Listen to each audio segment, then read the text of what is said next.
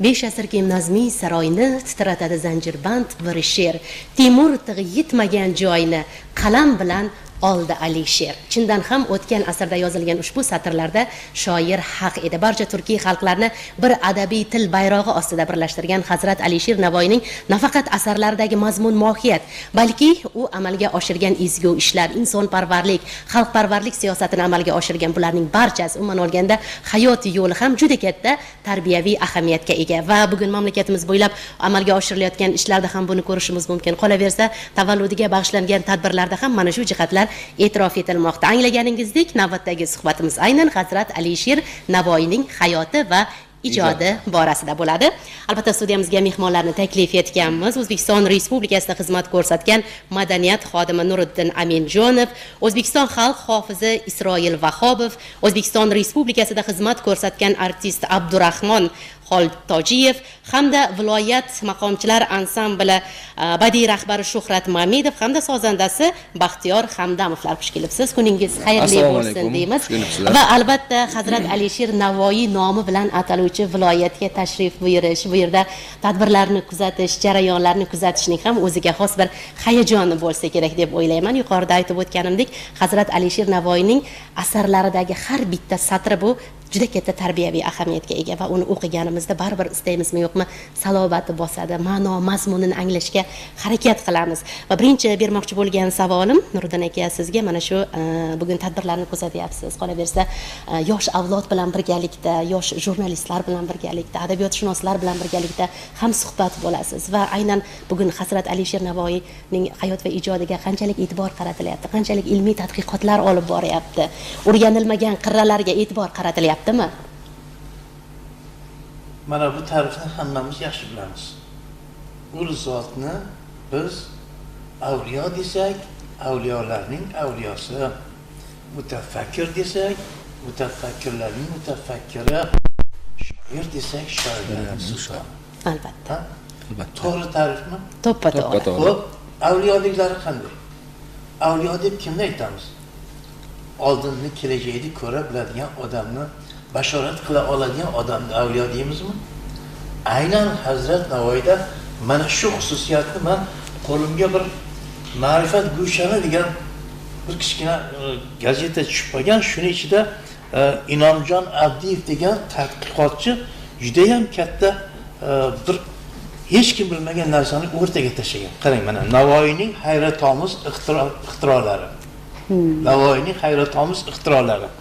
Ana shunda qarang, Navoiy Hazrat svetofor haqida gapiryaptilar. Svetofor haqida. Mana anaqa deyaptilar. Xilatim to aylamish jonon qizil sariq yashil, shu'lai ohim chiqar har on qizil sariq yashil. Ya'ni bu yerda aytyaptilar, xo'p, qizil rang oshiqning sevgisini rad etishi. Xo'p, sariq rang tayyorgarlik, oshiqning rangi sarg'ayib fig'oni ko'kka o'rlayvergach, jononaning ko'ngli ham unga iliy boshlaydi. Yashil rang bu yo'l ochiq degani. To'ppa-to'g'ri. Juda ham ajoyib. Xuddi mana shu tasvirda amerikalik olim 1916-yilga kelib svetoforni ixtiro etgan. Demak, o'tgan asr baribir Navoiyni biz yaxshi o'rgana olmagan ekanmizda. Dunyo oldin olib bo'lgan ekan. Yevropa dunyo olib bo'lgan ekan. Navoiy hazratning ichidan shuncha narsani ular tortib olyapti. Ixtiro qilyapti. Qarang, televizor haqida aytganini bilamiz. Farhod she'rinde oynayı jahon orqali ko'radi. Endi shuni orqasida robot haqida yozganlar. Va bunday tasvirlar, ma'nosi shunday. U odamga juda ham o'xshar. Qo'lida o'tkir o'q tortilgan temir yoyni ushlab turar. Boshdan oyoq sovutga o'ralgan bu temir odam ichidan yonib turardi. Mana sizga robot. Endi eskalator haqida aytyaptilarki, Sabay sayyorda poyalar maqdamida bo'lg'ay past, aylagay bir-biri yuziga nishast. U 8 poya qat bo'ldi tamom, aylaga shoh o'z yerida maqom. Yana ul poyalar baland o'lg'ay, taxtidan shoh bahramand o'lg'ay. Bu nima degani? Qarangki, bu yerda shoh bu taxtga chiqadigan bo'lsa, pilla poyalar uning qadam qo'yishi uchun pasayib, bir-birining ustiga yotadi. Shoh shu 8 poyaning hammasini bosib o'tib o'z taxtiga o'tirgach, u zinalar yana baland ko'tariladi. Shoh qay tarafga qarab o'tirishni xohlasa, ozgina ishorat kifoya. Taxt o'sha tarafga qaraydi. Mana eskilardi. Batiskap haqida suvni tagiga tushib, okean tagini tomosha qilishdi.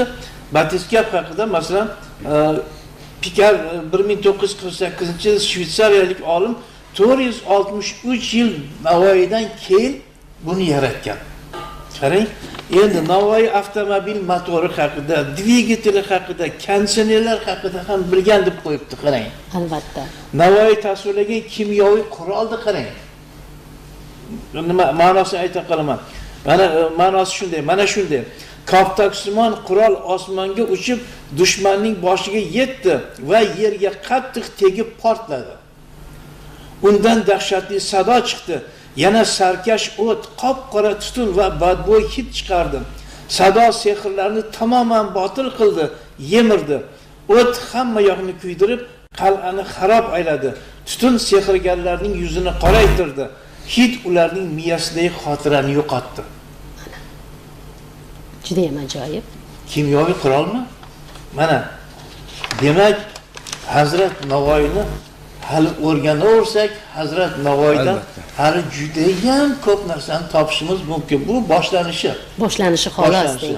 Juda ham to'g'ri aytyapsiz, ta'kidlab o'tyapsiz. Bilasizmi, mana shuning uchun ham aytishadi-da, Hazrat Alisher Navoiyning asarlarini, uni misol uchun oddiygina g'azallarida ham ma'no juda ham katta. Qolaversa, o'sha Hazrat Alisher Navoiyning tilshunoslikka, adabiyotshunoslikka, tarixga oid, psixologiya, falsafaga va boshqa barcha yo'nalishlarga oid asarlari bor va o'sha mazmunni, yangilikni ko'ra olish kerak. Shuning uchun ham faqat kasb nuqtai nazardan pedagoglar, ilmi toliblar, shoirlar, yozuvchilar, adabiyotchilargina emas, barcha soha vakillari o'qish kerak va anglash kerak deb ham bejizga aytishmaydi-da.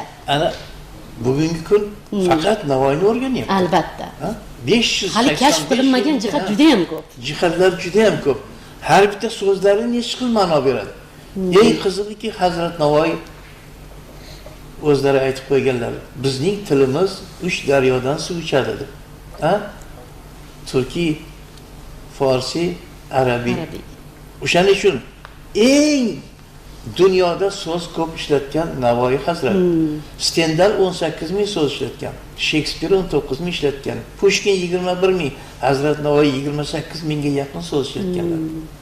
Qarang, demak, hali Hazrat Navoiy hali juda ham bizga ko'p asqotarlar, ko'p foydalanamiz. O'shaning uchun u odamga lol qolmasdan, u odamga tan bermasdan iloji yo'q. Eng qizig'iki, mana yonda sozandalar o'tiribdi.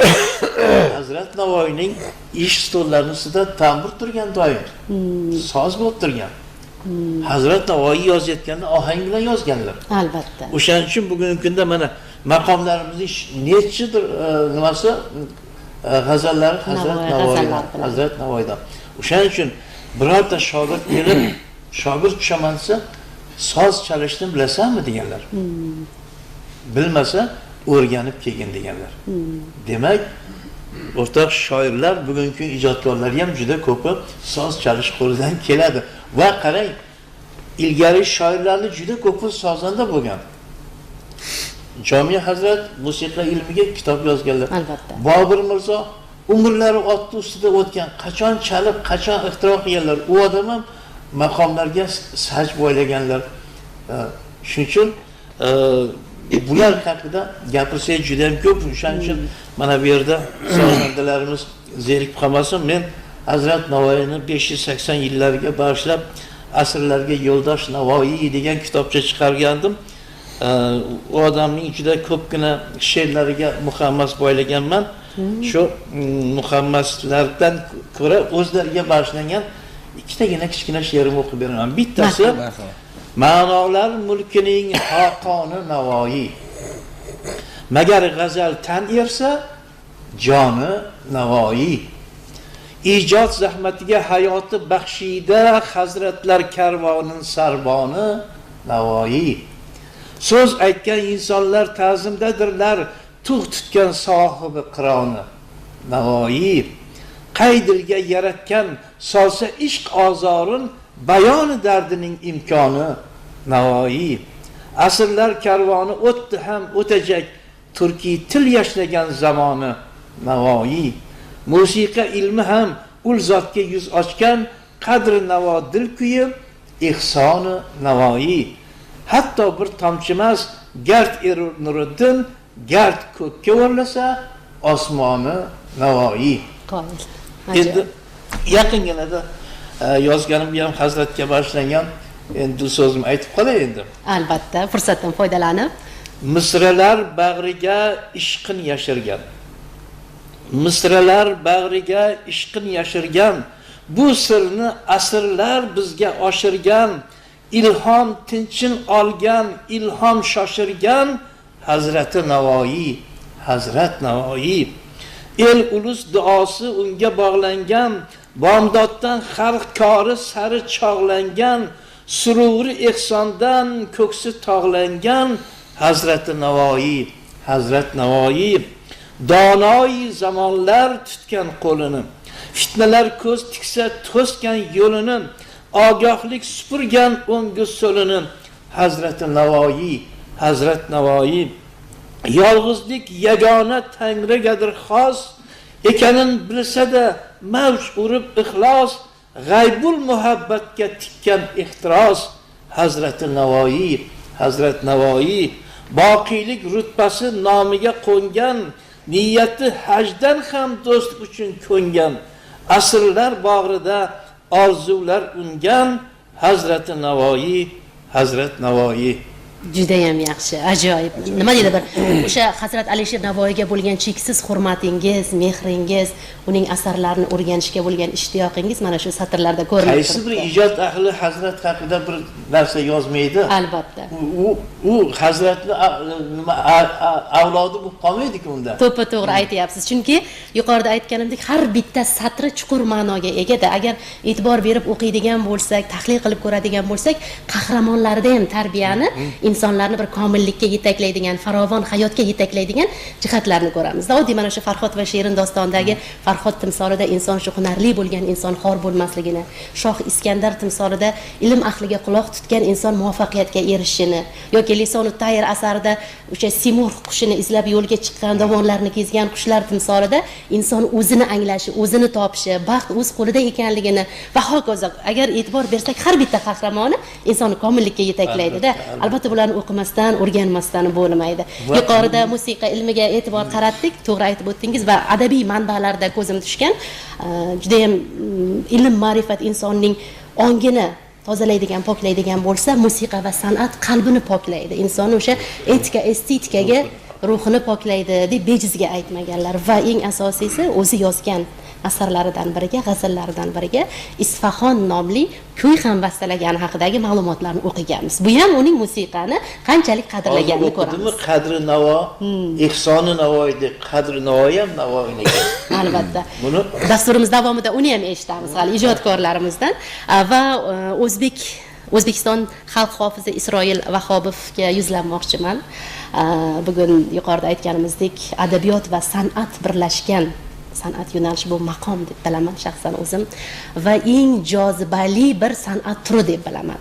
Va maqom yo'nalishini Alisher Navoiyning g'azallarisiz tasavvur etib bo'lmaydi. Va albatta Navoiyliklarga bizning mana shu tomosha qilib turgan millionlab muxlislarimizga ham sovg'a sifatida olib kelgansiz. Va birinchi bermoqchi bo'lgan savolim mana shu Hazrat Alisher Navoiyni san'at, musiqa ilmida o'zingiz uchun nimalarni kashf qilgansiz? U haqida nimalarni e'tirof etmoqchisiz? To'g'ri aytdingiz. Bizni ajdodlardan qolgan oltin merosimiz maqom san'ati. Büyük mütefakkir shoirimiz, davlat arbobi, g'azal mulkining sultoni Navoiy hazratlarining g'azallari asarisiz maqomni hech tasavvur qilish qiyin. Albatta mana ilgari 12 ta duvazdoq maqom bo'lgan bo'lsa, hozir 6 maqom. Shu 6 maqomda men shu Navo maqomida ham taronalar, hatto ruboylari G'urbatda g'arib, shodmon bo'lmasamiz degan g'urboylarni ham ustozimiz buyuk akademik O'zbekiston xalqasi Yunus Rajabiy ustozimiz tomonidan kiritilib, hozirgacha ijro qilib kelinadi.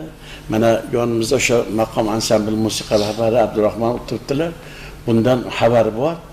Bu mana kechaginda mana shu sharq yurtini bir go'zal diyori, gavhari bo'lgan shu Navoiy Karmana shahriga kelib, mana kecha juda ham shu Navoiy Hazratlarining 585 yillik tadbiri bu juda ham bir teatrlashtirilgan bir go'zal bir konsert tadbir sifatida shunaqangi fayz berdiki, men ustozlar hammamiz qatnashib, hatto o'sha Navoiy Hazratlarini g'azallar bilan aytilgan g'azallarda men ham chiqib sahnada beixtiyor kuylagim keldi. Mayli marhum yonimda Ismoiljon akam endi Alloh rahmat qilsin, shuni yonimda bor deb o'ylab jo'ravosiz bo'lsa ham ustozlar bilan birgalikda kuyladim Navoni. Endi maqom san'atiga kelsak, Navoiy Hazratlarining ko'p g'azallari Ogahiy Munis boshqa shoirlarimizning g'azallari foydalanilgan. Lekin bu inson 19 ta bahrda arz vaznda o'zlari ijod qilganligi uchun o'zi ham bastakor sifatida, ham shoir, ham davlat arbobi sifatida mana shu maqom kuylariga ehtiromi kuchli bo'lib, maqom san'atining ulug'vorligiga, shu bizning san'atimizni shu oltin meros sifatida bir ta'rif berib, dilpayzir ruhafzo ekan. Maqom san'at, ya'ni dillarni jonlantiruvchi, dillarga farah baxsh, murod baxsh, kayfiyat ulashuvchi, ko'ngillarga orom baxsh etuvchi bu dilpayzir ruhafzo shunaqa bir go'zal, bu sehrli san'at ekan degan haligi o'zlarini ehtiromlari bor. Qolaversa endi o'zingizga ma'lum, yurtimiz yaxshi biladi, Navoiy Hazratlari nafaqatgina shoir, nafaqatgina vazirlik, o'sha yurtni obodonchiligi, yurtni o'sha xalqning farovonligi yo'lida masjidlar qurib, maktablar qurib, ko'priklar qurib, juda bir xalqni turmush tarziga katta e'tibor qilganlar. Shuning uchun xalqni o'zi ham bu insonga haligi hurmati, mehri cheksiz ta'rif berib, vaziri ravshan zamir, pok dilvazi degan unvonlarga, rütbelerge ega qilgan ekan. Husayn Boyqori ham, shohlar ham o'zlari bu Navoiy bobomizni mana shunday dili pokligi uchun, halolligi uchun va buyukligi uchun ana shu o'zlariga bir eng yaqin haligi Hazrati Sultoni Muqarrab, Hazrati Sultoni degan unvon ham bergan ekanlar. Bu degani Hazrat Alisher Navoiyni qanaqadir o'sha zamonida gullab yashagani, ma'rifat bo'yicha, shu madaniyat bo'yicha, san'at sohasida, bastakorlik sohasida fidoyilik qilgan o'sha davrda manbalarda yozilishicha mana shunday insonni fidoyiligini biz albatta bilishimiz kerak. Endi men bu kecha men Navoni aytib bergan bo'lsam, bugun Navoiylik butun ahli salohlarga, yoshi qarilarga, shu maqom san'atini sevadigan muxlislarga kichkinagina shu Navo maqomidan shu Hazrati Navoiy bilan g'azallar aytiladigan Ufolibayot degan narsani hikoya qilib bermoqchiman. Marhamat, jon quloqimiz bilan tinglaymiz.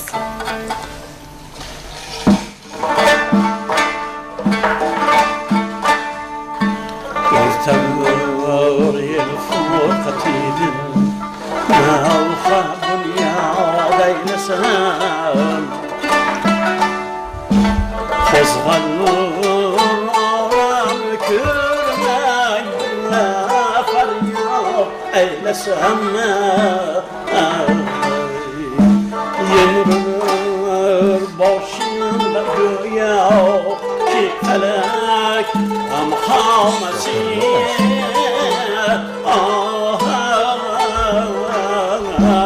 yarına Ulukuyaş hamhamam irken kaçan yad eylesem Hacribim için yeter gamgin kılır bir ihtiyar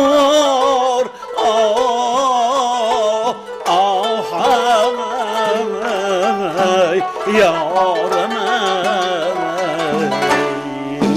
Vaslumid bir könlümü niçe şad eylesem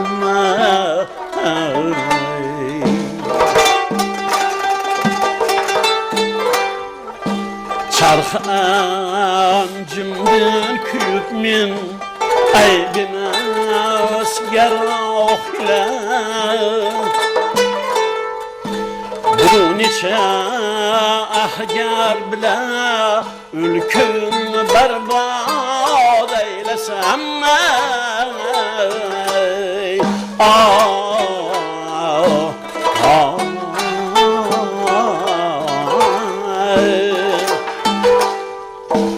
Daf eteydirmen cahondun aşk ile gam toprağına.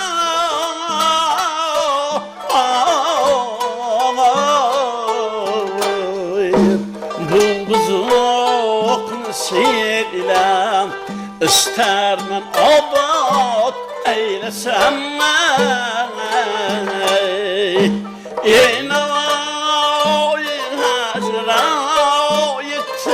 Ecel kılgaymışım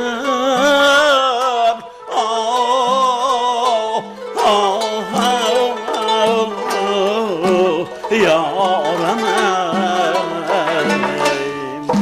Ülmesi havada yiveslenim yahut eylesem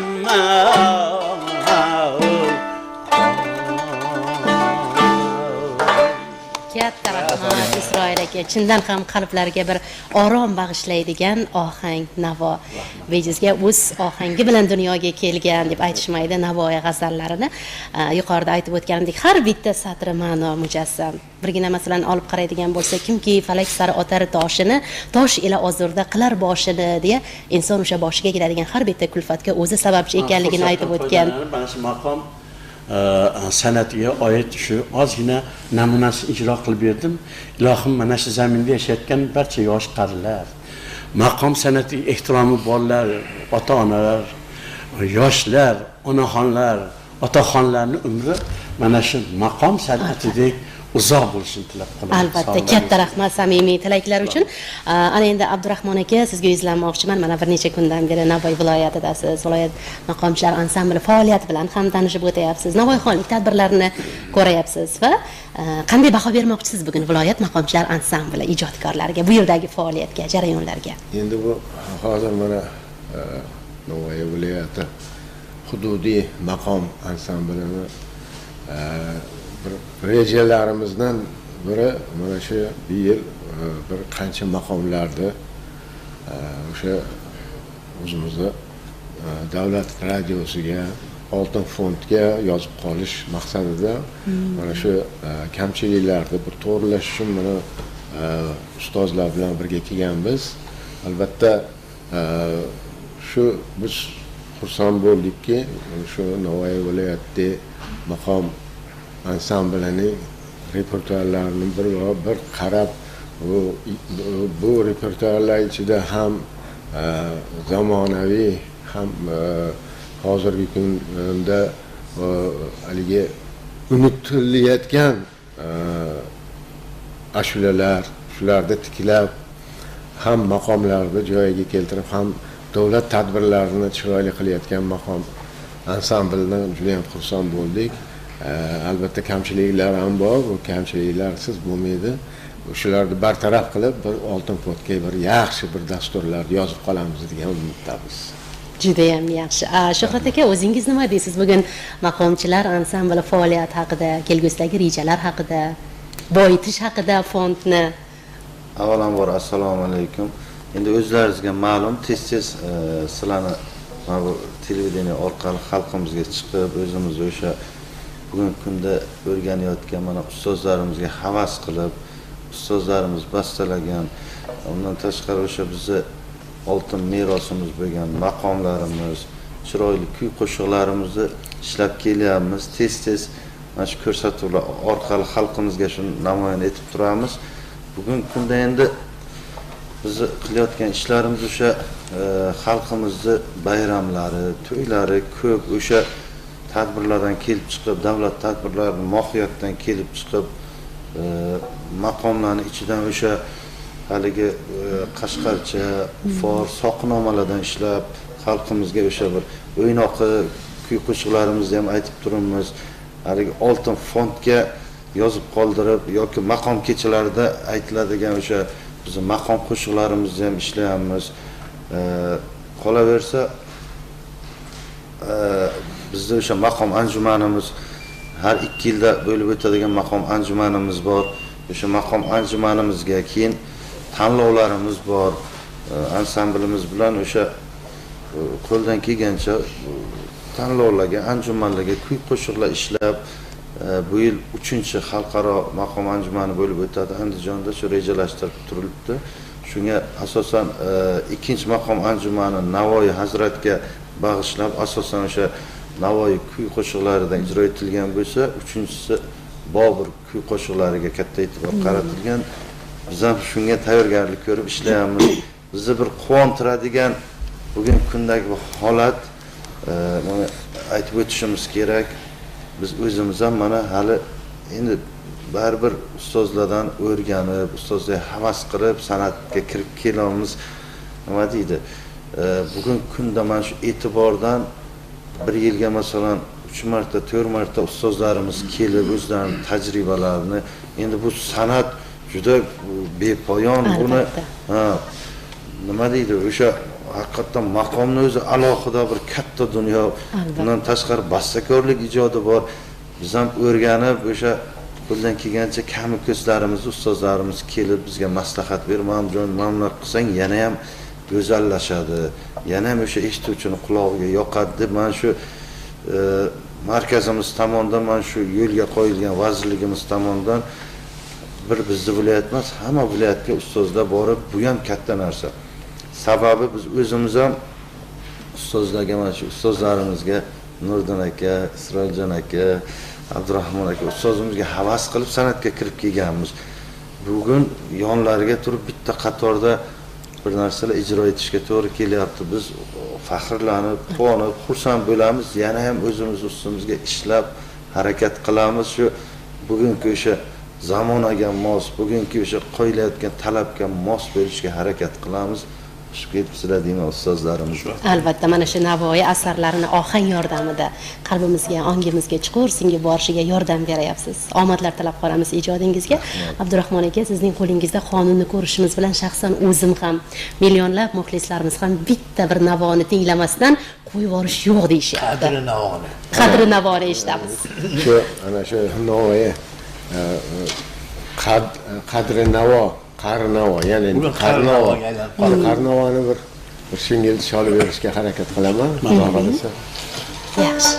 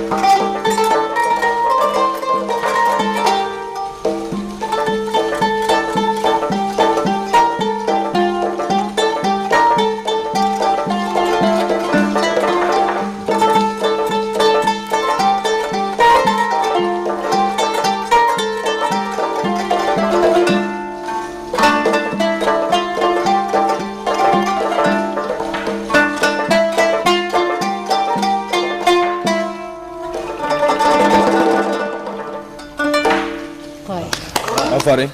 Menga hozir yangilik bir narsa kelib qoldi-da. Xo'sh. Marsh janri o'tgan asrning boshida Hamza tomonidan o'zbek musiqasiga kiritilgan degan gapni bilardim. Ha bu Navoiy hazratning bu asarlari marshku. Ha, shunaqa. Xuddi yuqorida aytilgandek, oldinda ko'ra bilgan avliyo sifat shaxs bo'lganlar. Mana isbotini hozir ham ko'rayapmiz. Mana marshku mana. Albatta, to'g'ri aytyapsiz. Mana yangilik. To'g'ri, mana shunday yangiliklar jarayonlarda kashf etib boradi. Nima dedingiz? Va yuqorida aytib o'tdik, ko'p bora ta'kidladik, ta'rifladik. Hazrat Alisher Navoiy nafaqat ijod yo'nalishida, balki davlat arbobi sifatida ko'plab ishlarni amalga oshirganligini, yuqorida aytilgandek, masjidlar, madrasalar qurdirgan, e'tibor berib qaraydigan bo'lsak, bugun ham o'z mohiyatini yo'qotmagan. Bugun ham mana mamlakatimizda o'sha yoshlarning ta'lim olishi uchun zamonaviy maktablar qurilayotgani, oliygohlar qurilayotgani, bo'sh vaqtini mazmunli o'tkazish uchun turli to'garaklar, markazlar qurilayotganligi yoki o'sha paytda bilamiz Hazrat Alisher Navoiy o'z hisobidan eng namunali ilmi toliblariga moddiy rag'bat mukofotlar berib borgan. Bugungi kundagi stipendiyada endi. Stipendiyalar ham bor, maxsus stipendiyalar bor, eng namunali. Ustoz shogird edi o'sha paytda boshlagan. Albatta, to'ppa-to'g'ri. Kamoliddin Behzod ismi qancha shogirdlari. Ustoz bevosita ustozlik qilganlar. Albatta, ustozlarga ham juda katta ehtirom ko'rsatishni ham aytib o'tganlar. Qanchalik ilmi tolib bo'lmagin, ulamo bo'lmagin, shayxul islom bo'lmagin, ustozing sendan rozi bo'lmaguncha Tangri sendan rozi bo'lmaydi degan bir jumlalarni ham yozib qoldirgan. Ustozlarga juda katta ehtirom ko'rsatish kerakligi. Xullas, qancha ta'riflamaylik, qancha ma'no izlamaylik, ma'nolar juda ham ko'p bir ummon. Ishtirok uchun katta rahmat aytamiz. Bergan ma'lumotlar uchun ham. Va birgalikda muxlislarimizga Hazrat Navoiy haqida ko'plab ma'lumotlarni hadya etdik degan umiddaman. Vaqtimiz besamar ketmadi. Hali yana studiyamizda ko'rishni umid qilib, niyat qilib, biz sizga xayr deymiz-u, Assalom yangi kun dasturini o'z yo'nalishida davom ettiramiz. Rahmat.